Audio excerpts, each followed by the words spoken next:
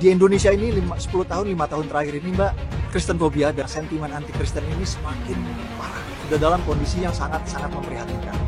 Ini aku punya data Mbak, sejak pasca Pilpres saja itu sudah terjadi ada 6 kasus.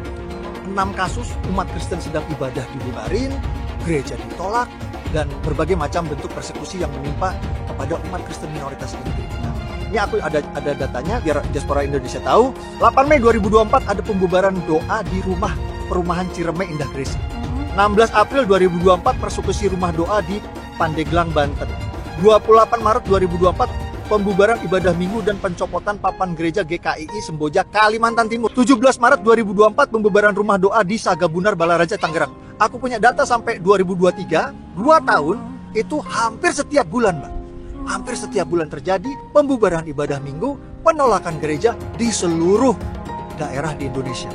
Apa yang Mas melihat dalam hal ini supaya bisa dapat teratasi dengan baik? Ya, solusinya. Jadi Mbak Gali, kalau pemerintah melakukan pekerjaan dengan baik, kalau pemerintah menegakkan hukum dan menjaga hak azazi setiap warganya untuk beribadah, tidak perlu ada aktivis seperti saya. Saya ada karena pemerintah berarti they don't do their job. Mereka tidak melakukan pekerjaan mereka. Kalau memang pemerintah Indonesia tidak bisa dibuka matanya, mungkin saya mengadu ke pemerintah Amerika, mungkin pemerintah Amerika nanti yang buka mata sama telinga dan hati pemerintah Indonesia. Debatin omongan gua, Indonesia belum pantas boikot. Enggak, sebenarnya lu pada tahu nggak sih makna dari boikot itu apa? Boikot itu tindakan untuk tidak membeli, tidak menggunakan, tidak berurusan sebagai bentuk protes. Terus yang lagi lu pada lakuin ini apa, bos?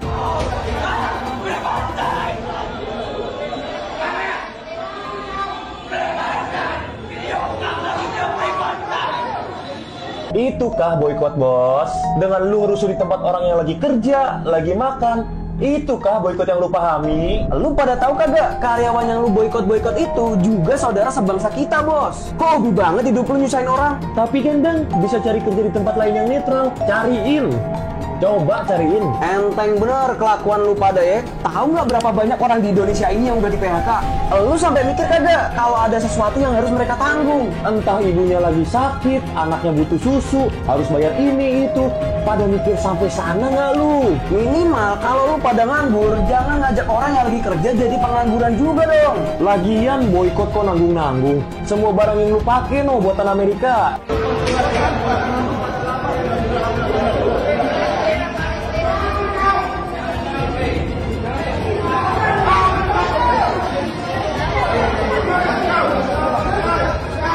Siapa yang memukul ini? Jangan memukul, Pak. Saya baru saja dengar Majelis Ulama Indonesia alias MUI menyatakan bahwa umat Islam tidak boleh menyampaikan salam agama lain. Dia bahkan menyebut mengucapkan selamat hari raya agama lain, menggunakan atribut hari raya agama lain, atau memaksakan untuk mengucapkan atau melakukan perayaan agama lain adalah hal yang terlarang dalam Islam. Buat saya keputusan Ijtima Ulama ini mencengangkan dan sangat memprihatinkan. Buat saya itu betul-betul pertanda, keterbelakangan. Kok kayak tidak ada persoalan lain yang lebih serius untuk didiskusikan ya? Misalnya saja, para ulama ini kan kita tunggu-tunggu pandangannya mengenai hal penting yang dihadapi bangsa. Misalnya saja, bolehkah umat Islam melarang pembangunan rumah ibadah agama lain? Bagaimana kita seharusnya menyikapi penyerangan terhadap umat beragama lain? Apa hukumnya? Begitu kan? Para ulama yang ada di MUI kan mestinya adalah kumpulan ulama yang terkemuka, bukan ulama abal-abal, ulama berkualitas lah. Kok hasilnya begini? Umat Islam di Indonesia perlu bersama-sama menolak fatwa-fatwa yang bukan saja tidak membawa manfaat, tapi juga membawa keterbelakangan ini. Mudah-mudahan MUI bersedia mengoreksi diri. Dulu pernah saya mengkritisi tentang penggerebekan sebuah gereja di Lampung. Sekarang muncul kembali. Kali ini hanya selemparan batu dari Jakarta, dari ibu kota negara. Tepatnya di Tangerang Selatan. Ini ceritanya sekelompok mahasiswa dari Universitas Pamulang yang beragama Katolik sedang melakukan doa rosario. Tiba-tiba sama Pak RT dan kelompoknya digerebek habis-habisan dan mereka datang dengan membawa senjata tajam memukuli mahasiswa, bahkan banyak juga mahasiswa perempuan, dan bahkan ada juga yang sempat kena bacok, entah apanya itu. Alasannya mereka rumah tidak boleh untuk beribadah, kalau mau beribadah di gereja saja. Ini kan otak somplak.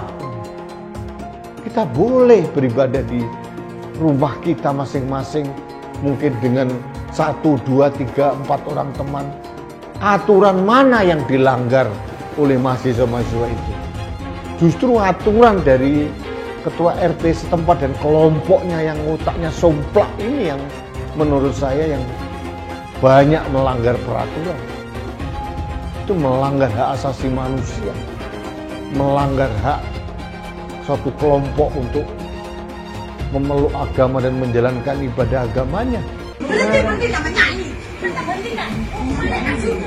Atas nama organisasi dan umat Kristen seluruh Indonesia akan melaporkan seorang aparatur sipil negara yang bernama Yayi Susilawati dari SMA Negeri 1 Cermen Gresik, Jawa Timur ke Barreskrim Polri pada hari Senin 13 Mei 2024 yang bersangkutan membubarkan paksa jemaat DPIB pada hari Rabu 8 Mei 2024 pukul 19.00. Perbuatan ini melanggar pasal 175 KUHP. Barang siapa merintangi pertemuan keagamaan atau menghalangi ibadah diancam pidana penjara paling lama 1 tahun 4 bulan. Jadi saya setuju sama ini ya. Pembubaran ibadah Kristen itu semakin parah dan semakin menjadi-jadi adalah akibat dari tidak ada konsekuensi hukum terhadap pelaku. Jadi sudah bukan saatnya lagi kalian ditampar pipi kanan kasih pipi kiri, karena diamnya kalian itu justru membuat pelaku intoleran berani bubarkan ibadah lagi. Waktunya kalian umat Kristen bangkit, lawan penindasan, jangan diam. Kalau kalian tidak ingin ada ibadah dibubarkan lagi, pastikan pelaku dihukum. Agar orang berpikir 1000 kali sebelum membubarkan ibadah kalian lagi. Penjarakan pembubar ibadah. Orang-orang di Pamulang yang menyerbu adik-adik dari Unpam ketika mengadakan malam rosario itu diperintah oleh siapa dan mengikuti tauladannya siapa? Kalau Nabi Muhammad sendiri tidak pernah melakukan itu. Pernahkah Rasulullah beserta para sahabat datang ke rumah warga yang non-muslim lalu kemudian mengancam mereka dengan pedang karena mereka berbeda agama dan melakukan ritual-ritual di rumahnya? Saya mau tanya, siapa yang pernah menemukan sejarah ini? Saya tantang sekarang. Silahkan sebut nama kitabnya. Silahkan sebut nama periwayatnya. Pernahkah Rasulullah melakukan itu? Maka kemudian saya betul-betul memprotes betapa konyolnya orang-orang yang menyerbu adik-adik dari Unpam ketika mengadakan malam rosario itu. Hanya karena dianggap sebagai ancaman, karena berbeda. Ini adalah efek dari ulama-ulama yang kadang-kadang menyerukan kebencian kepada pemeluk agama lain. Menyerukan kebencian dan permusuhan kepada orang yang berbeda. Ini adalah ulama-ulama yang tidak wajib untuk diikuti. Bahkan haram untuk diikuti. Ini hanya akan semakin membuat jelek wajah Islam dan syiar Islam. Soal harapan PKS, Partai Keadilan Sejahtera, buat mengakhiri masa puasanya, mengakhiri masa oposisinya selama 1 dekade, selama 10 tahun, ini tampaknya nggak bakal terwujud dengan mulus. Ini sama sekali nggak bakalan berjalan mulus. Percaya deh, walaupun Pak Prabowo sudah sesumbar ingin merangkul semua pihak, ingin merangkul semua partai buat membangun negeri kita ini ke depannya, tapi mungkin ajakan tersebut nggak berlaku buat PKS. Ya, Partai Keadilan Sejahtera mungkin jadi pengecualian. Padahal nih, PKS sudah mengirim undangan dan menyiapkan karpet merah loh buat menyambut Pak Prabowo di markas mereka. PKS juga sama sekali nggak malu-malu dan nggak pasang gengsi waktu menyatakan secara terbuka keinginan mereka buat mendukung pemerintahan Pak Prabowo. Omong-omong, hakim ini sudah ada yang terima paket.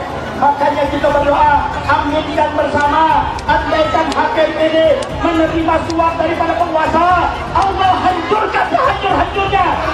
Allah luluh-lantahkan keluarganya. Allah hancurkan bangsa. Saya dari Sampang Madura, demi Allah, saya tumpas itu semua.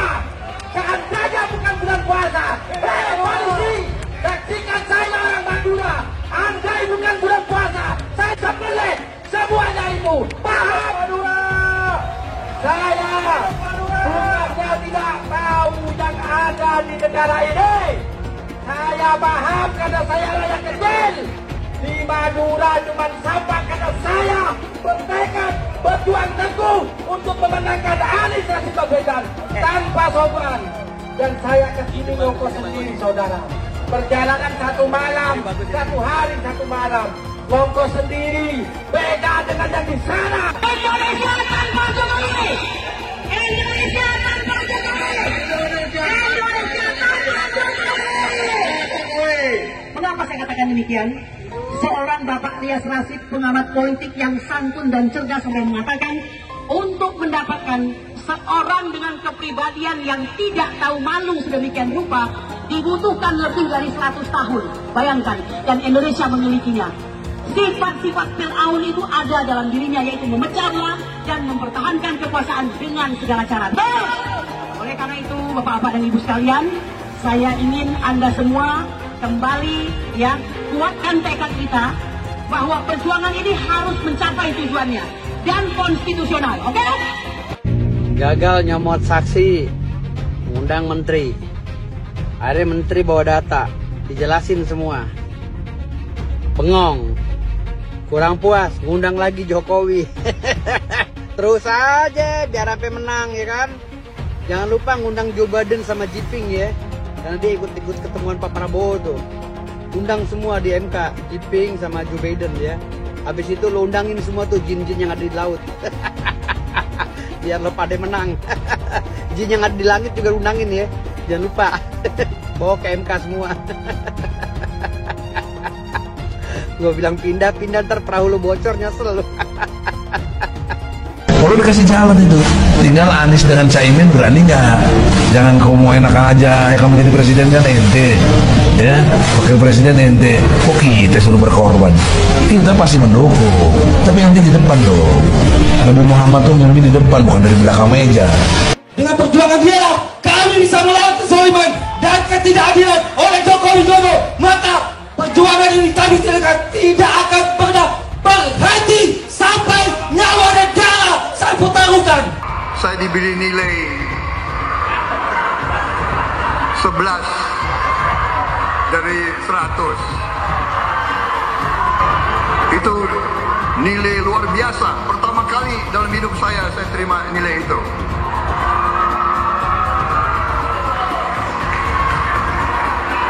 Dari orang yang saya beri kebaikan. Disampaikan oleh Mas Anies, sebagian besar yang disampaikan oleh Pak Ganjar itu kebohongan, itu fitnah. Saya lanjut ke Pak Anies, dan ini paling banyak bohongnya. Ya, paling banyak bohongnya.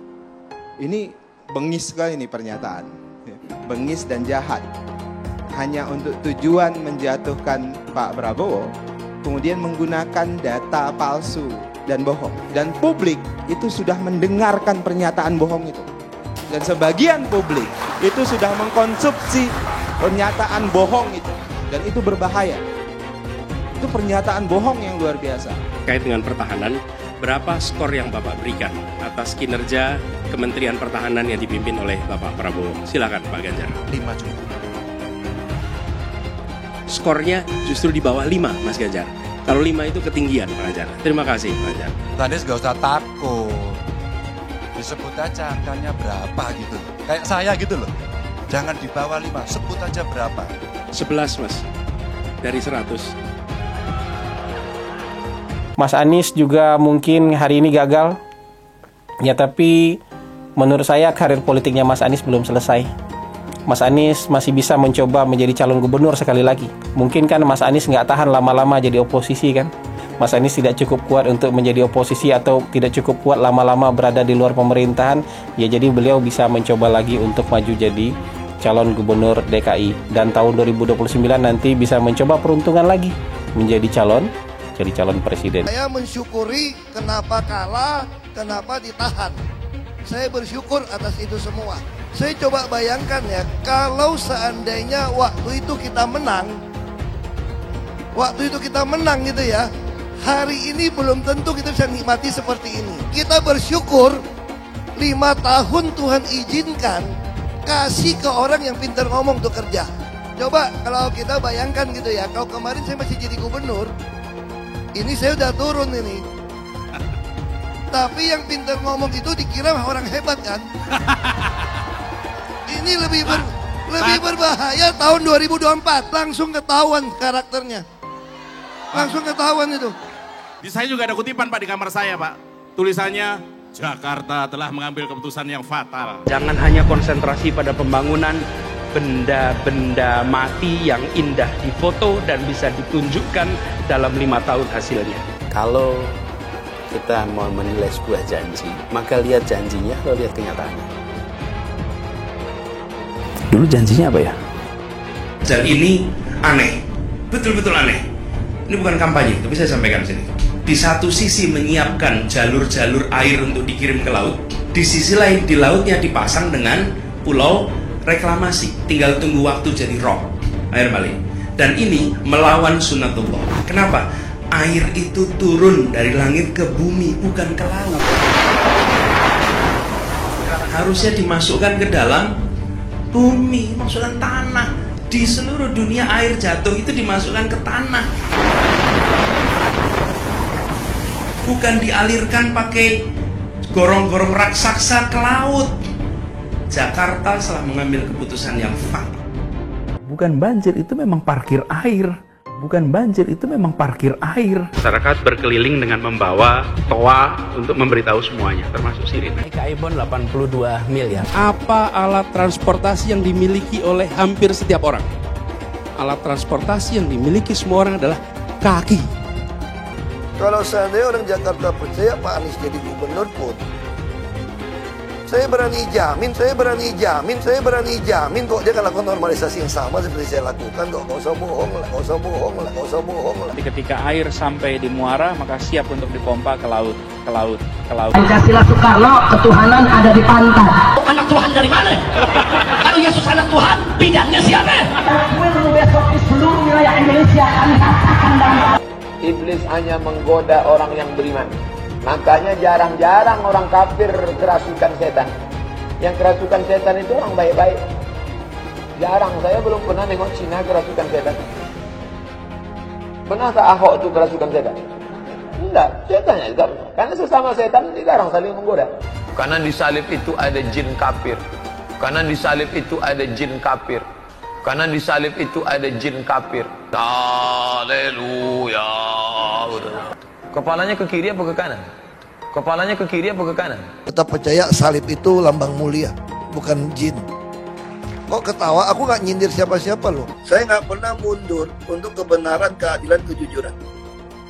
Dan peri kemanusiaan, gue nggak pernah mundur. Dan gue nggak pernah takut juga sama lu. Siapapun yang rasis, gue akan hadapin. Karena rasis itu tidak berperi kemanusiaan. Sama saya ditanya dulu kan, kamu nyesel nggak statement kamu di Pulau Seribu sehingga masih masuk penjara? Tidak pernah nyesel, karena saya mengatakan kebenaran. Hai teman-teman, tahun ini adalah tahun yang bagus untuk trading di market kripto, terutama Bitcoin dan kripto lainnya.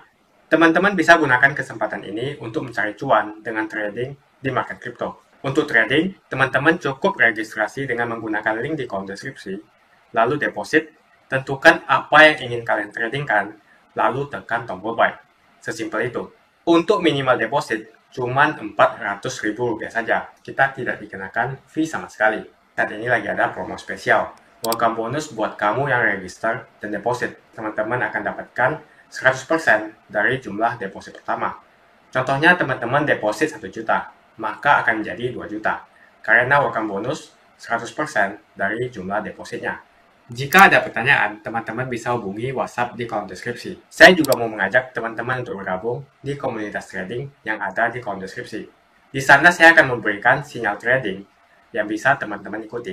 Seperti biasa, kalau kamu suka dengan video ini, jangan lupa komen, klik like, dan subscribe. Biarlah Jakarta. Majelis Ulama Indonesia, khususnya Komisi Fatwa, kembali memproduksi produk haram. Yang diharamkan adalah 2 hal.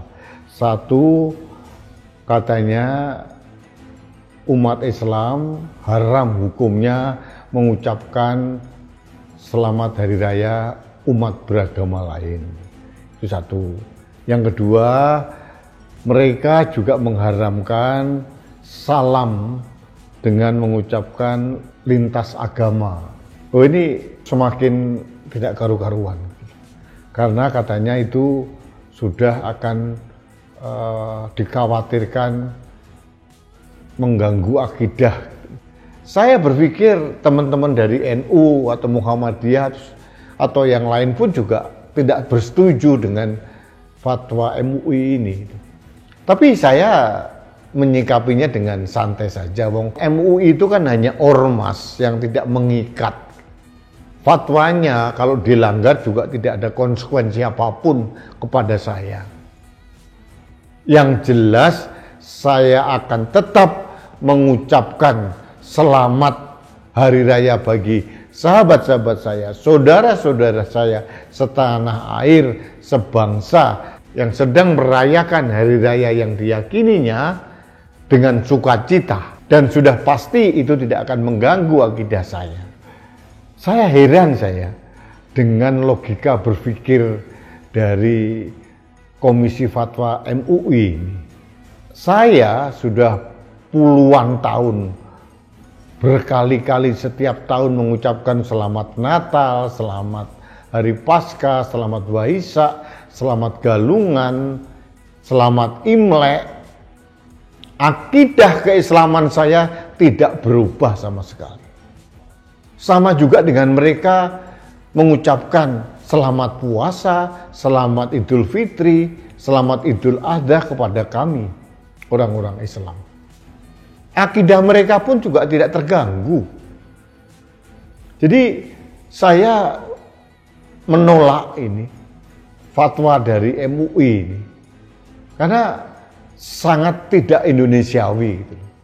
Saya meyakini bahwa keberagaman di Indonesia ini, termasuk keberagaman agama ini, adalah keniscayaan yang suka atau tidak suka, ini harus kita terima dengan tersenyum dan bahagia.